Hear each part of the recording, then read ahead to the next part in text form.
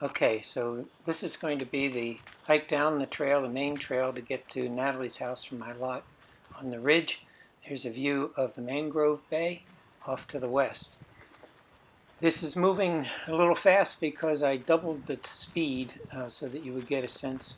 You wouldn't have to watch an 8-minute video for this trail, but you'll get a sense of it hopefully as I go along here. The blue stick you see waving in front of me is my hiking stick, which I use to knock down spider webs as I go along, and that's why it keeps waving randomly in front of us. You can see the road was kind of cut into parts of the hillside, and at other parts it's cut along the edge of a slope as a way of going along. This helps make the road a flatter and easier to drive a UTV or an ATV on.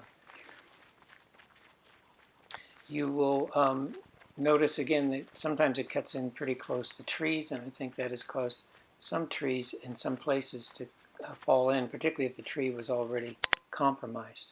Here you can see the slope off to the right and the cut into the slope on the left as we go down. The island has some pretty good sized rocks in it, so I'm sure there were some rocks that had to be removed when they were going along.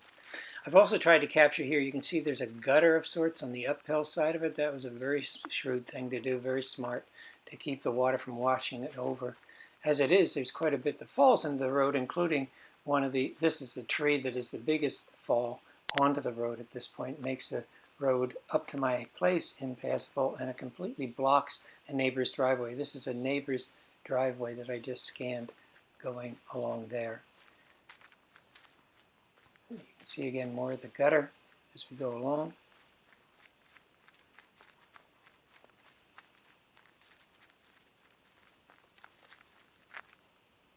I turn back every so often like that to take a shot of the ascent from that point, because it seems to me the descent doesn't really capture how arduous it is to climb up this hill.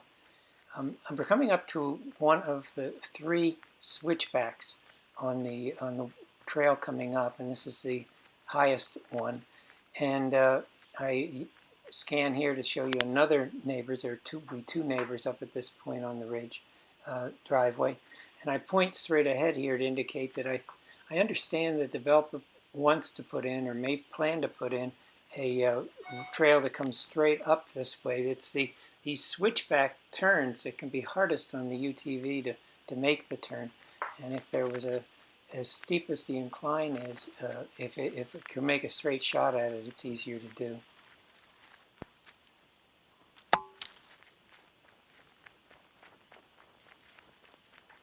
Coming up ahead, you can begin to see a blue tank. There's a blue tank straight ahead that's a 400-gallon water tank. This is the point at which I had to come to get my water last year.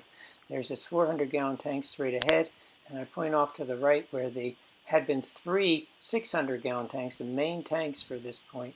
I shade the camera at this point so you can see the descent from this. This is the second switchback, steep and hard to turn, hard to make.